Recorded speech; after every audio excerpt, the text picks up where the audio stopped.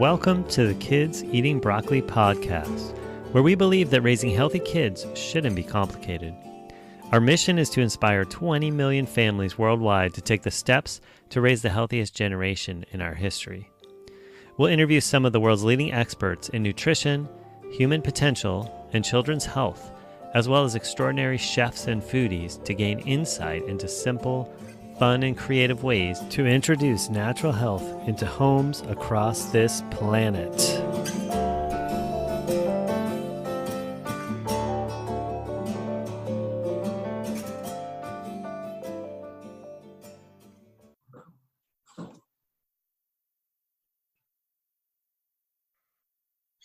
Hi there, welcome to the next episode of the Kids Eating Broccoli podcast. Today, our guest is Melanie Watts. And I'm so happy we finally got this scheduled and hooked up.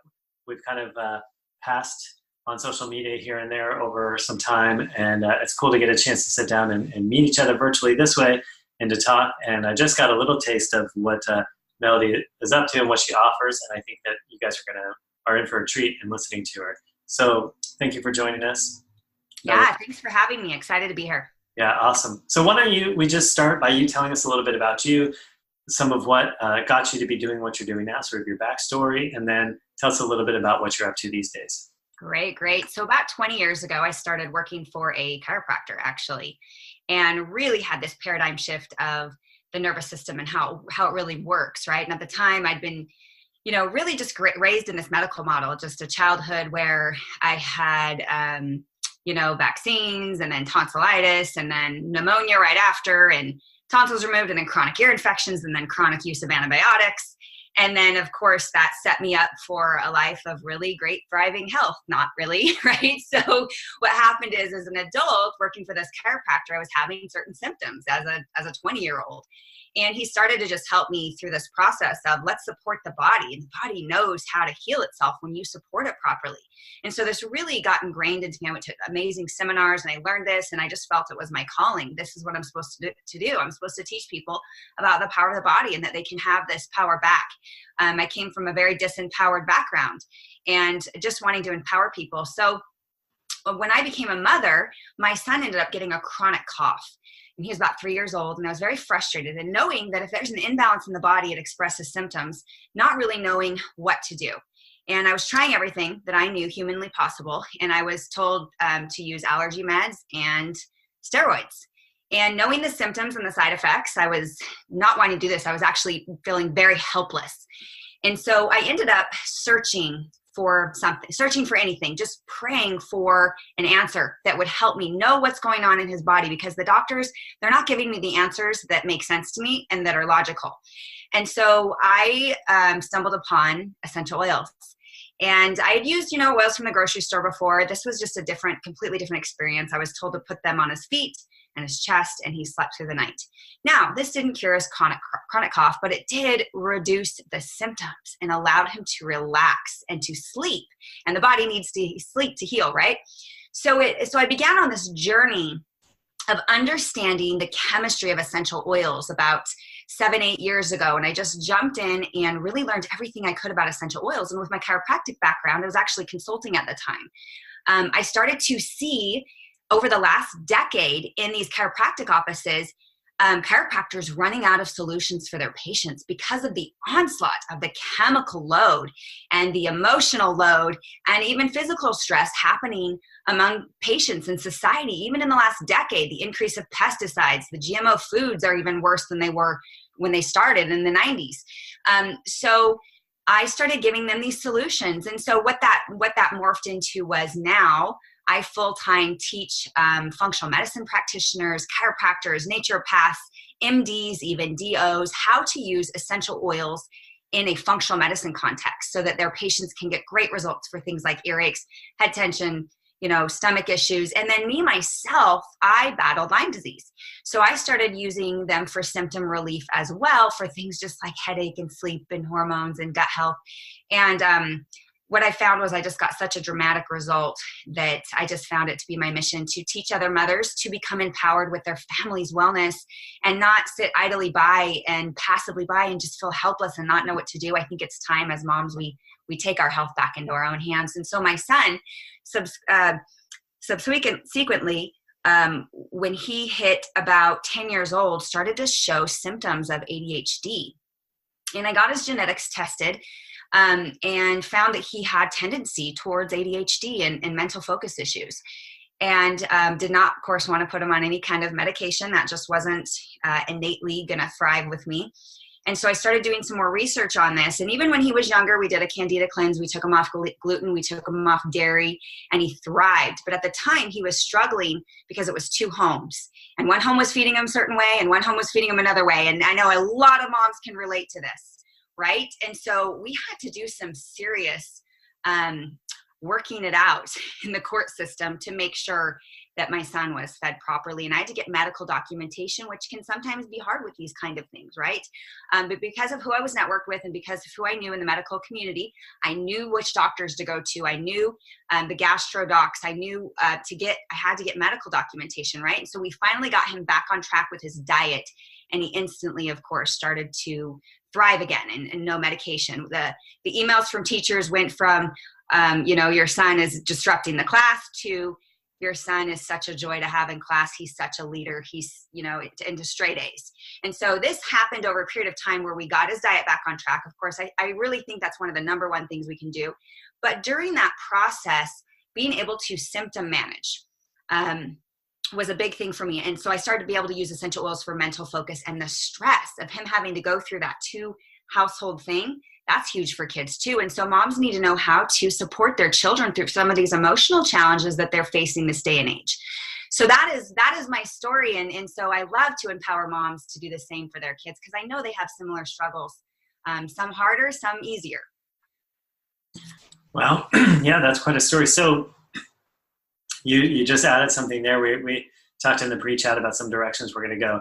And I most certainly don't want to go into the having to deal with, I don't know, the situation of the two household family, but it is such a common thing that we see with, one parent earnestly trying to make these changes, and then the other parent, just dismissing it completely, or just, not being involved. And so that's interesting. I haven't heard of a lot of situations where, it was worked out in the legal system, but that definitely sounds like a big situation. So, yeah. And a lot of times the natural side doesn't get supported, right, in the legal system. And so, of course I was taking a huge risk, but, it's obviously it's a long, messy story, but in the end it was stressful for the kids. Right. Yeah. And in the long run, we had to have medical backing on. It couldn't be, in the court systems, they won't go with a naturopathic. It will, they go with medical. So I had the right doctors that were educated and highly intelligent in this realm, and that's what was needed. So I know moms struggling. Sometimes they're like, where do I find that kind of a doctor? And I do help them with that as well. Find the right doctor, you're saying? Right. Oh, cool. That's good to know. Because there are medical doctors out there that will help these moms and get them the right documentation and genetic testing and reports, right? So it's helpful when you have I've got the right network of doctors that I can help refer moms to. Totally. So it also, go ahead. Sorry, if they're struggling with that thing, which, in many cases they are. Yeah, we hear it all the time for sure. So then also you mentioned, I think what you're saying is that through that process, though it was a big stress and definitely the end result was important, to power on to get to, but that of course, that's going to be a big stressor on the kids, and they're already having these challenges. And it sounds like you were able to help support their bodies, their minds, their physiology and everything with using some of the essential oils that you had learned about and, we're working with. Is that what I heard you say? Absolutely. Yeah. So, why don't you tell us, I'd love to just sort of jump into sort of like the meat and potatoes of it. You know what I mean? And because naturally, this is, well, let me say it this way. So I am someone who, I've been hearing more and more about essential oils, personally, and hearing different people have great results. And I've had sporadic results my own self. I've used lavender oil with burns. I used to, before I did all of this stuff, I was a chef And so, we always had that in the kitchen, and it's remarkable, just that alone, putting lavender on burns. And so I've seen the power of it, but it's sort of always just kind of been out there in the periphery for me. So I've been hearing more and more about some of these profound effects that essential oils have. And I think that my thought sometimes is probably what a lot of people have. It's like, well, how could something that just smells good create such a profound change in somebody? So if you could give us your perspective on that, and then kind of maybe we can get into some more of the specifics for our audience, that'd be wonderful. Absolutely. So yeah, essential oils are so complex, and there's so much information on the internet about essential oils. And so I really like to set the record straight, because science and biochemistry is key when it comes to essential oil usage and results. So you'll hear some people getting amazing results, and then you hear some people going, it did nothing for me, right? So why is that? And how does something, again, that smells good? So what we find is that essential oils have rich chemistry. So oddly enough, about 70% of medications come from derivatives of natural botanicals that exist in nature. For example, menthol. So menthol is a chemical constituent. It's the main one found in peppermint. And you can take menthol, a menthol molecule, and you can duplicate it in science. They can mimic it, and they can make it, it's a synthetic one, but it's still menthol. So what happens is you have these two molecules, and they're mirror image copies. And the one that's the original works with the cells very differently than the synthetic. They both will suppress sympathetic response in the body. Okay. So you might put menthol on, and it's cooling, right? And maybe it helps with a headache, right? Some people will have, use the rubs that help with that, or they'll put a little menthol on. But the one that is synthetic not only suppresses the symptom, it suppresses the parasympathetic nervous system. Whereas the natural essential oil, the one that's organic, the one that's found in nature, suppresses the symptom while increasing parasympathetic function. And parasympathetic function, of course, is what is needed to make the body run on its own automatically, the autonomic nervous system, to make it function better. So there's actually a study done on lab rats with lavender essential oil where they stressed them out. They put them in fight or flight response, and then they gave them caffeine. How many of us moms are running around stressed out to the max, and then we're exhausted and we have caffeine? It doesn't make for a very good state, right? To be a mom and do what we need to get done. So what they did was they introduced lavender essential oil aromatically, but not just any lavender essential oil. They introduced a lavender that had high amounts of linalool content. And linalool content is the therapeutic property.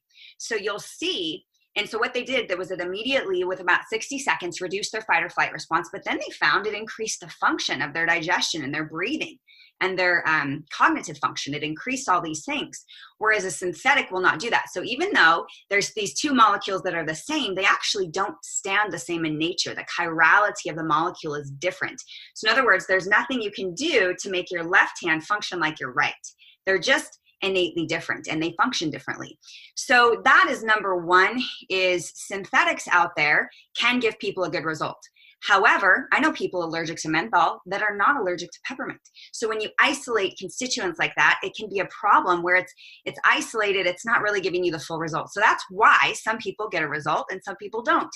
Most people are using a synthetic or adulterated form of the natural. So what I love about the brand, and this is really important, I don't generally like to get into brands, but I think it's so important because recently a third-party lab, APRC, tested 50 different brands of essential oils, and 95% of them had synthetics and adulterations in them.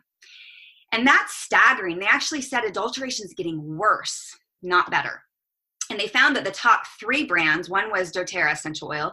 The other 2 were boutique brands, hardly even heard of, that were about quadruple the price of doTERRA. So that's my first thing, is please don't use a cheap brand, because you might get some therapeutic response, but you're not going to get the full benefit. I'll give you one more example of this, and then we'll jump into some protocols. Grapefruit essential oil. Any citrus oil is very high in limonene content. Well, limonene is great for glutathione. And we know glutathione is so necessary in our society today because of the chemical load. Of course, glutathione binds to toxins, pulls them out, increases mental focus and brain energy. It's, produced by our bodies, but in the years, it's kind of declined, right? So I had my friend over. She's a professional organizer helping me organize my pantry. And she said, oh, yeah, I got this brand because it had an organic label on it. And I said, let me tell you why organic. And when it comes to essential oils, I always tell everybody, get organic food because it's the best you can get in the United States. However, when it's an organic label and then it's essential oil, they don't always test the finished product for contaminants. And when you're using it in a functional medicine context, in other words, I'm going to give you some protocols in a minute for dopamine and serotonin and glutathione. If you don't have the right amounts and it's not pure and it's not potent in the chemical constituents that are therapeutic, you won't get a result. And would you really want to put something like that in your body? Is my next question, right? It's actually like, it's like going to the pharmacy and going, well, give me whatever you got. As long as it's called this, I'll take it, right? I don't care what it has in it or if it's got the right stuff in it, as long as it's called this. So it has to be the right stuff. So I said, oh, I've got an organic grapefruit from another brand. Let's do a little test. And so we took the doTERRA grapefruit and we took the organic grapefruit and we put a drop on each hand. Now this is very important because it interacts differently with human cells when it has synthetics in it or contaminants. So we put a drop on each hand. We didn't just smell it out of the bottle. We put a drop on each hand. And she smelled both and she said, wow, this one smells like real grapefruit. This one just smells kind of weak. It smells good, but it kind of just smells weak. 5 minutes later, she goes, I wonder what it smells like now. And she smelled it and she goes, oh my gosh, it stinks now. It actually smells bad. Like it smells like it went rotten on my skin. And then she went and she smelled the doTERRA and she said, that smells good. And I said, that's why we don't just rely on labels. We have to look at quality reports so that we know, right? So that's one of the reasons why it's important. The brand you're using matters when it comes to results. The next thing is, let's talk about now some of these protocols that I do. One of my favorite protocols for reducing histamine in the gut for kids with mental focus issues. I love to help reduce histamine in the gut because oftentimes they're eating something that has that causes a sensitivity that raises histamine. And when you're raising histamine in the gut, it raises in the brain and it causes inflammation and it causes moodiness and it causes mental focus issues. So one of the things that I love, there's a few different combinations of oils that I like to use. One is lavender. Believe it or not, lavender is very good at helping balance histamine in the gut. Some of these flower oils, interestingly enough, are really great for histamine. Another one is Roman chamomile. So we will actually take a vegetable capsule and we'll fill it with a few drops of Roman chamomile or lavender to help with that histamine. The next thing that we'll do is add something like a copaiba or a copaiba, which is another great oil that helps reduce histamine in the gut. So we might do that little combo a few days in a row until we feel like that brain inflammation has come down and the histamine is reduced in the gut. That's also great for seasonal and environmental threats when you're dealing with pollens and things in the air. That's also a great one for that.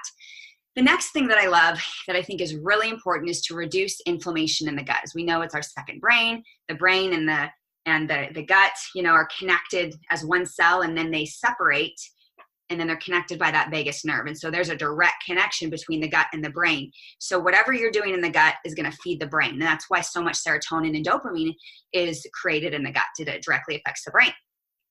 So one of my favorite things to do is use turmeric essential oil. And turmeric essential oil, what I love about it is it's about 7 more times bioavailable than the dried herb. So we take a little turmeric essential oil. I add frankincense. Frankincense is great for inflammation. So we add those two things in a veggie capsule. So if we're dealing with both, I might do Roman chamomile, turmeric, copaiba, frankincense in a vegetable capsule and take that internally. Now, there's a lot of controversy, not a lot, there's some controversy on internal use of essential oils. With doTERRA essential oils, there's a bibliography on their science blog that's several hundred studies long.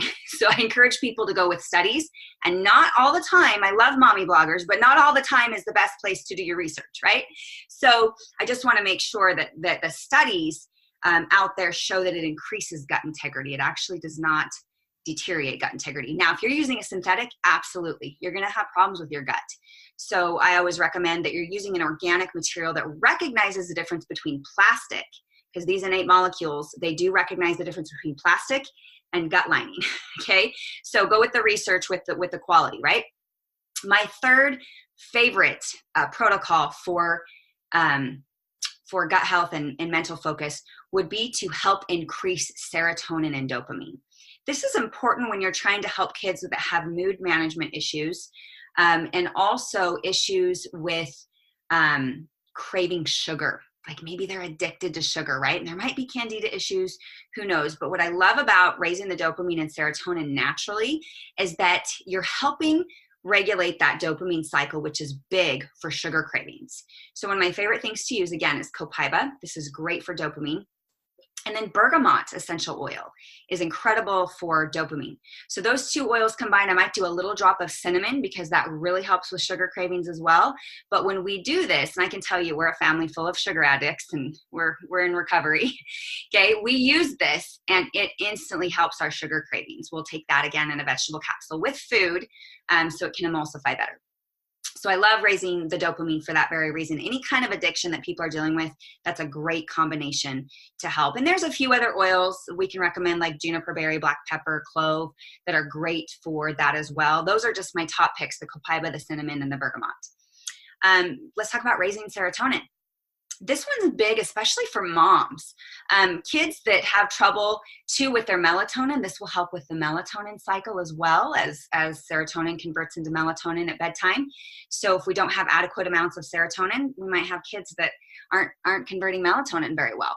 So this really, really helps with that as well. So during the day, I like to do this with my son. We give him what we call the serotonin bomb, and we put it in a little vegetable capsule, and it's tangerine, thyme essential oil, melissa, and rosemary. And those oils have been studied to increase serotonin, especially melissa oil. Melissa oil is incredible for serotonin. So let me give one more. I'm going to give you one more great mental focus one that I love. And this one is great because it reduces toxins in the body, which are going to cause brain fog, right? And they're going to cause irritability. So if people are using herbicides, if people are using chemical toxins in the home, these kids are so sensitive to it. You adults might not be sensitive to it when they are, because they're raised in a different generation than you. They're raised in a chemical generation. And so when you're dealing with things like cleaners in the home, like for example, chlorine, which interrupts the cell receptor sites for iodine, right? So now we're seeing kids with thyroid problems at a younger age. And so just things like this, the herbicides that people are using, the glyphosate that's causing cancer, and it's a big neurotoxin for these kids that have genetic tendencies. So GMO foods, right, have that glyphosate in it that really disrupts the neurological transmitters in the body and causes toxicity in the liver and different things. So first, we like to remove all those things, right? But if your kids are exposed, we want to help increase glutathione. So one of the things I love to do is any kind of citrus oil, but the best ones for this are tangerine and grapefruit. So you can put a little in your water, you can put it in a veggie capsule, but that's really going to help increase glutathione. One of the first things I do if my kids get a headache is we do lemon or grapefruit to help flush out, because it could potentially be an environmental toxin. And then we go for frankincense to reduce inflammation, and then we maybe go for a topical like a peppermint or something. So headaches are kind of my specialty. One more thing that's really effective that we talked about is rosemary. So we talked about rosemary helping with serotonin. It also has steroidal properties to it. So this is, again, great for reducing inflammation in the gut and in the whole body. Kids with respiratory issues, I love using rosemary as an option for this. So I know I just threw out a lot of different protocols, but obviously, if it feels a little overwhelming, the idea is reach out and get a consultation with me if that's something where you're like, let me get some specific things, and I'm more than happy to help you. But I just want to give you guys some ideas on what you can do with the right essential oils as far as biochemistry for these kids. And one more thing I'll mention is the emotional stress. So I'll just wrap it up with this and then certainly ask more questions. As kids go through some of these emotional things, some of the oils that can really help reduce the fight or flight response are going to be blends with frankincense, lavender, vetiver, sandalwood, Roman chamomile, rose essential oils, incredible healer of the heart. It's great for stress. So things like that along the spine, on the heart, on the belly, where they get kind of knots when they're emotionally feeling upset. And what I love about the essential oils on an emotional level is two things. One, I get that physical touch with my kids that they need. It says something like kids need to be touched by their parents 12 times a day, right, to feel that love. So you get that connection, which they just love. And the next thing that I love about it is essential oils can help shift emotional tones in the body. And the reason how they do this is through frequency. Essential oils are very high frequency substances. The highest frequency on the planet is rose essential oil. So as you apply it, it can help shift the emotional tones. And one of the ways it does that is when somebody has an emotion, let's say it's anxiousness, or let's say it's anger or grief, they feel it everywhere. These emotions actually attach energetically to cell receptor sites. And so what the essential oils do is they kind of go in there and clean the cell receptor sites and put in a counter frequency, because the emotions contain frequency, right? So anger might be really low, grief is a very low frequency, and we come in and we counteract it with a different frequency, and it just helps shift the mood so quickly. The first time I started using essential oils for emotions, I was actually completely blown away. I was a single mom at the time, couldn't get out of bed, was totally overwhelmed, completely in a depressive state. And I thought, and I'd been using oils for a year, and I thought, okay, I'm going to try these for emotions. I'd just been using them physically up to that point. I'm going to try these for emotions. I'm going to try fennel. I heard that's good for hormones. Maybe it's my hormones, It's what I was thinking. So I grabbed the fennel just intuitively and put some under my tongue and put some over my heart. I smelled like black licorice and jelly beans. And then I looked up, there's a guidebook that helps. I have a guidebook that helps you determine what oils to use for what emotions. I looked up the guidebook I was using at the time, and it said for the overwhelmed person, burdened with, responsibility, feeling like life is too hard to handle. At the time my mom had just died, I'd just gotten a divorce, and I was a young single mom, and I was providing for my kids. So I was very overwhelmed. Then I thought, okay, you know why? I know I am overwhelmed. I'm not connecting with my kids the way that I want to. So I grabbed the myrrh essential oil, which is the oil that helps connect you to all things maternal. And I used myrrh essential oil. And then immediately, I would say within an hour or two, I was interacting with my kids so much differently than I had the previous days. And I thought I was going to be really coddling and huggy kissy and, all these things like, oh, I'm going to be so nurturing now. And what happened was completely a surprise to me. I just was very playful with my kids. And so this myrrh brought out this motherly emotion that my kids needed from me. That's the nurturing they needed. They maybe didn't need hugs and kisses to help me with my grief, okay? What they needed was playful. They were just at that age, 3 and 6, where they needed playful energy. And I can't think of a medication on the market today that can give you an impact in that way when it's a situational type of thing, right? Like I understand there's medications for people who need to be on it for certain brain chemistry issues. What I love about the essential oils is they're just here to support you in that process. So let's add to it. Let's see what we can do. So that's one way I love to use oils. We probably use oils for emotions more than anything in our home. Yeah, wow. That's super cool. So for those of you listening thinking, oh my gosh, she just fired off a million things all at once. I did in our pre-chat, and I talked to Melody about really giving some real, specific things, usable things. You may have listened to some of the other episodes where we talked about essential oils here and there and kind of got into more of the big picture, like how they work and that kind of stuff. And I really wanted to tap into her expertise to really get down to some nuts and bolts. Here's what you can do. And of course, I know that was really fast. And so you mentioned, Melody, that you have an ebook. Is it an ebook? Yes. If they go to melodywatts.net, so N-E-T, they go to melodywatts.net, you can download an ebook right there. It's free, and it's emotional shifting with essential oils. So it just kind of helps you navigate the emotional stress part of things. And then certainly book a call with me if you feel like you want more detailed information for your, for yourself or for your kids. And they could find access to booking a call with you on that same site with you. Awesome. Well, yeah, I mean, you really delivered on what I asked, which was, some specifics. That's awesome. And so, let me just ask this. So you mentioned, not to like get into the controversy or whatever of like taking it internally, but it seemed like most of what you're talking about was taking it internally. And though there were some aspects where you mentioned putting it topically, I imagine some of that's just your experience over these years of using it, but is there quite a different effect using it topically versus internally? So really good question. Topically is going to help more with the frequency of things in your body, right? With the shifting, but it also can help with things like histamines, like if you need it over your adrenal glands, I put rosemary, and we use it topically probably just as much as we do internally. When we're dealing directly with brain chemistry, we want the oil right in the gut. We want it right in the intestines. When we're dealing with increasing glutathione, I want it to go through the liver. I want it to go through the gut and kind of bind to some of these things. But using it topically is super effective.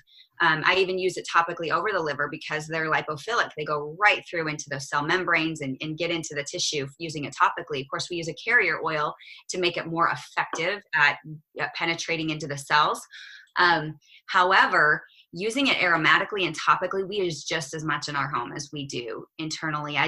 When it comes to mental focus and brain chemistry, we're so focused on the gut that we use it internally quite a bit. We always use oils on the spine. So if I give my kids, their serotonin balm or their dopamine balm or glutathione, I'm also always applying oils on the spine, usually frankincense, copaiba, and maybe an emotional oil. So they're getting oils daily along their spine.